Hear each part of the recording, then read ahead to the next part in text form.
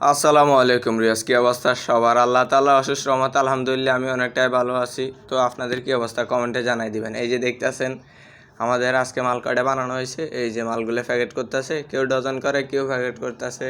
So যদি পুরো ভিডিওটা দেখেন তাহলে বুঝতে পারবেন কীভাবে প্যাকেট করে কীভাবে ডজন করে।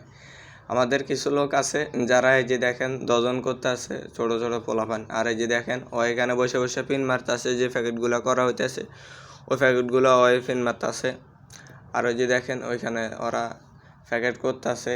এই যে দেখেন আমি যে মালগুলা বানাই এই মালগুলা রং করার পরে এই যে দেখেন একটা দাফে এই যে বড় হাঁস, তারপর যায় জাহাজ, তারপর যায় কচ্ছপ, তারপর যায় ছোটো হাঁস।